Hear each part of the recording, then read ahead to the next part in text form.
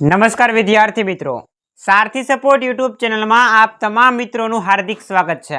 તો વિદ્યાર્થી મિત્રો, આજના આ વિડીયોની અંદર આપણે ધોરણ 9 ગુજરાતી વિષયની જે પ્રથમ પરીક્ષાની બ્લુપ્રિન્ટ છે એમના વિશે વાત કરવાના છે। તો વિડીયોને મિત્રો તમે સ્કીપ કર્યા વગર અંત સુધી જોતા રહેજો અને ચેનલ ઉપર તમે પહેલી વાર આવ્યા હો તો સબસ્ક્રાઇબ કરવાનું ભૂલતા નહીં, કેમ કે આ ચેનલ ઉપર તમને એસવીએ કક્ષાના કોઈ પેપર હોય અથવા તો આઈએમપી પ્રશ્નો હોય કે કોઈ પણ વિષયની બ્લુપ્રિન્ટ હોય તો સૌથી પહેલા તમને આ ચેનલ ઉપર મળી રહેશે। તો વિડીયોને તમે બને એટલો શેર કરજો અને ચેનલ ઉપર નવા હો તો સબસ્ક્રાઇબ કરી લેજો।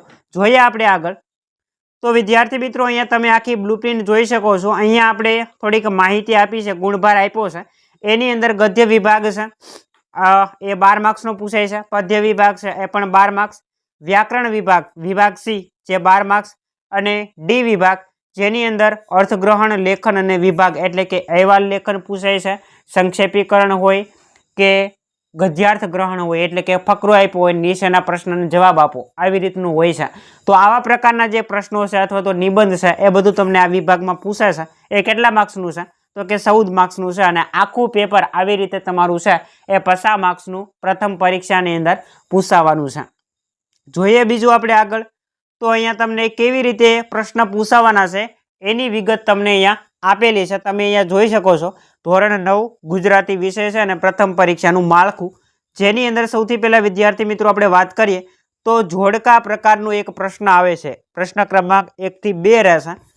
પ્રશ્ન ક્રમાંક રહેશે 1 થી 2, એની અંદર છે જોડકું પૂછાશે। કેટલા માર્ક્સનું તો કે 2 માર્ક્સનું પૂછાશે। એની અંદર તમારે શું તૈયાર કરવાનું તો કે પહેલા જ પેજ ઉપર જે અનુક્રમણિકા આપી છે એ તૈયાર કરવાની છે।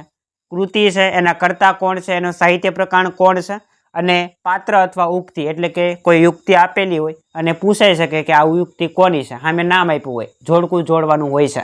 તો આવી રીતનું જોડકું છે તમને કોઈ પણ પૂછાઈ શકે છે અને મોટે ભાગે તમને શું પૂછાય છે તો કે કૃતિ, કર્તા અને સાહિત્ય પ્રકાર, આ ત્રણમાંથી મોટે ભાગે બધા પ્રશ્નો હોય છે, એટલે ખાસ તમારે સૌથી પહેલા તૈયાર કરવાનું છે। ત્યાર પછી વિદ્યાર્થી મિત્રો પ્રશ્ન ક્રમાંક 3 અને 4 આની અંદર શું આવશે તો કે ખાલી જગ્યા પૂછે છે। કેટલા માર્ક્સની તો કે 2 માર્ક્સની। પણ આ ખાલી જગ્યા કેવી હશે તો કે કોષની અંદર તમને વિકલ્પ આપેલો હશે। દાખલા તરીકે કોઈ ખાલી જગ્યા આપેલી હોય તો એની અંદર 2 વિકલ્પ આપેલા હશે, એમાંથી એક વિકલ્પ હાસો હશે ખાલી જગ્યાની અંદર। એ વિકલ્પ શું હશે હાસો એ તમારે શોધીને લખવાનું રહેશે।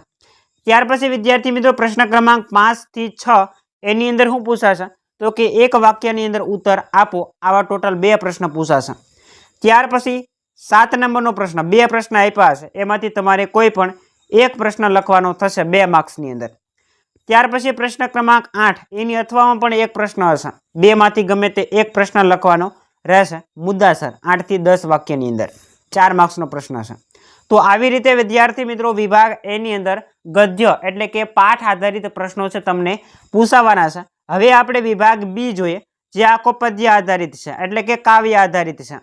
જેની અંદર આપણે જોઈએ તો પ્રશ્ન ક્રમાંક 9 થી 10 2 માર્ક્સનું શું પૂછાશે તો કે જેવી રીતે આપણે પાઠનું જોયું કે સાહિત્ય પ્રકાર ને કૃતિ ને કર્તા આ બધું તૈયાર કરવાનું, તો એવી જ રીતે છે વિભાગ બી પદ્ય આધારિત છે, એની અંદર પણ તમારે તૈયાર કરવાનું રહેશે। એટલે છે તમારે જેટલા પણ પ્રકરણ છે પૂછાવાના છે એની ખાસ તમારે અનુક્રમણિકા છે તૈયાર કરી લેવાની રહેશે।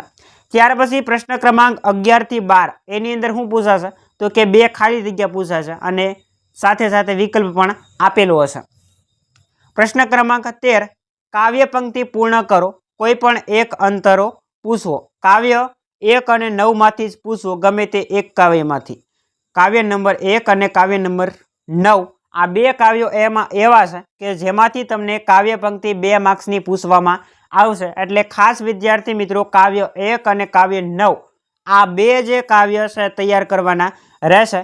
મોટે ભાગે એવું બને છે કે કાવ્ય 1 ની એક પંક્તિ હોય અને અથવામાં કાવ્ય 9 ની પંક્તિ હોય, તો આવી રીતે તમને પૂછાય છે તો તમારે તૈયાર કરવાની રહેશે। એના પછી પ્રશ્ન ક્રમાંક 14 2 પ્રશ્ન આપેલા હશે, કોઈ પણ એક પ્રશ્ન લખવાનો રહેશે 2 માર્ક્સની અંદર। અને પ્રશ્ન ક્રમાંક 15 એની અંદર 8-10 વાક્યોની અંદર જવાબ લખવાનો છે, 2 માંથી કોઈ પણ એક, 4 માર્ક્સ એના છે। ત્યાર પછી વિદ્યાર્થી મિત્રો વિભાગ સી આવે છે, જે આખો વ્યાકરણ આધારિત વિભાગ છે, જેની અંદર પ્રશ્ન ક્રમાંક 16 થી 27 છે એની અંદર માંગ્યા મુજબ વિકલ્પોમાંથી જવાબ છે શોધવાનો છે. ક્રમ 1 થી 7 બહુ વિકલ્પ પ્રકારના પ્રશ્નો રહેશે અને ક્રમ 8 થી 12 છે એની અંદર તમારે માંગ્યા મુજબ પ્રશ્નોના ઉત્તર લખવાના રહેશે. પણ આ પ્રશ્ન શેમાંથી આવશે તો કે એના ટોપિક પણ બોર્ડવાળાએ આપી દીધા છે કે આટલા ટોપિકમાંથી જ છે એ તમને પૂછવામાં આવશે, જેની અંદર જોડણી છે, સંધિ જોડો, સંધિ છોડો, તળબદાર શબ્દનું શિષ્ટ રૂપ, સંજ્ઞાના પ્રકાર, સમાનાર્થી શબ્દ, પ્રત્યય, રૂઢિપ્રયોગ, વિશેષણનો પ્રકાર, શબ્દ સમૂહ માટે એક શબ્દ, સર્વનામ અને ધ્વનિ ઘટકો. આટલા ટોપિકમાંથી છે તમને વ્યાકરણ 14 માર્ક્સનું પૂછાવાનું છે. કેટલા માર્ક્સનું તો કે 14 માર્ક્સનું. તો ખાસ વિદ્યાર્થી મિત્રો તમારે પ્રથમ પરીક્ષા માટે આટલા ટોપિક છે એ તૈયાર કરવાના રહેશે. એના પછી વિદ્યાર્થી મિત્રો વિભાગ ડી આવે છે, જે આખો અર્ધગ્રહણ લેખન આધારિત છે, જેની અંદર છે તમને 28 નંબરનો જે પ્રશ્ન ક્રમાંક છે એની અંદર અર્થ વિસ્તાર છે પૂછવામાં આવે છે 3 માર્ક્સની અંદર. 29 નંબરના પ્રશ્નની અંદર અહેવાલ લેખન અથવા તો પત્ર લેખન છે આવે છે. અહેવાલ તમારે નથી લખો તો એની અથવામાં પત્ર લેખન હશે એ તમે લખી શકો. એના પછી 30 અને 31 એની અંદર ગદ્યાર્થ ગ્રહણ અથવા પદ્યાર્થ ગ્રહણ, કાવ્ય અથવા તો એક ફકરો આપ્યો હશે અને એની નીચે પ્રશ્ન આપેલા હશે, એના જવાબ તમારે આપવાના રહેશે. ગમે તે એક પૂછવું. 32 નંબરનો પ્રશ્ન ક્રમાંક છે એની અંદર છે એ 150-250 શબ્દોની અંદર છે ગમે તે 3 વિષય આપ્યા છે, એમાંથી એક વિષય ઉપર છે તમારે નિબંધ લખવાનો થશે, જેના 6 માર્ક્સ છે. અને આવી રીતે વિદ્યાર્થી મિત્રો છે તમારું 50 માર્ક્સનું ટોટલ પ્રશ્ન પેપર થવાનું છે. અને અભ્યાસક્રમની જો વાત કરીએ તો જૂનથી સપ્ટેમ્બર સુધીનો જે અભ્યાસક્રમ છે એ તમને પ્રથમ પરીક્ષાની અંદર પૂછાવાનો છે. અને ખાસ આ વખતે બોર્ડવાળાએ છે એક ઉમેર્યું છે વધારે. શું ઉમેર્યું છે તો કે CBQ ટાઈપના જે પ્રશ્નો છે એ તમને પ્રશ્નો પૂછવાના છે. આપણે સીધા પ્રશ્ન પેપર ઉપર જઈએ, વાર્ષિક પરીક્ષાનું પેપર છે આપણે જોઈએ એટલે તમને ખ્યાલ આવશે કે કેવા પ્રશ્નો CBQ ટાઈપના પ્રશ્નો કહેવાય. તો CBQ ટાઈપના પ્રશ્નો એવા કહેવાય કે જેની અંદર ખાસ આવા પ્રકારના છે ઓપ્શન તમને આપેલા હશે. આવા પ્રકારના ઓપ્શનવાળા જે પણ પ્રશ્નો છે તમારે CBQ ટાઈપના પ્રશ્નો છે. કાઉસની અંદર જવાબ હોય તમારે ખાલી શોધીને લખવાનો જ રહેશે. તો આવા પ્રકારના પ્રશ્નો છે વિદ્યાર્થી મિત્રો એ તમને આ વખતે પૂછાવાના છે. અને હવે પછીની આપણી બ્લુપ્રિન્ટ છે એ એવી બ્લુપ્રિન્ટ આવશે કે કયા પ્રકરણમાંથી તમારે કેવા પ્રશ્ન કરવાના છે. દાખલા તરીકે ભૂગોળ વિષય છે તો ભૂગોળની અંદર પહેલું પ્રકરણ છે તો પહેલા પ્રકરણ માટે તમારે કયા વિભાગ કરવાના, પહેલા પ્રકરણમાંથી તમને કયા વિભાગમાં પ્રશ્ન આવે છે. તો આવા પ્રકારની બ્લુપ્રિન્ટ તમને સારથી સપોર્ટ યુટ્યુબ ચેનલ પર હવે પછી જોવા મળશે. તો ચેનલ પર તમે પહેલી વાર આવ્યા હો તો સબસ્ક્રાઈબ કરી લેજો. મળીશું મિત્રો આપણે આવા જ કોઈ નવા વિડીયો સાથે. જય હિન્દ, જય ભારત.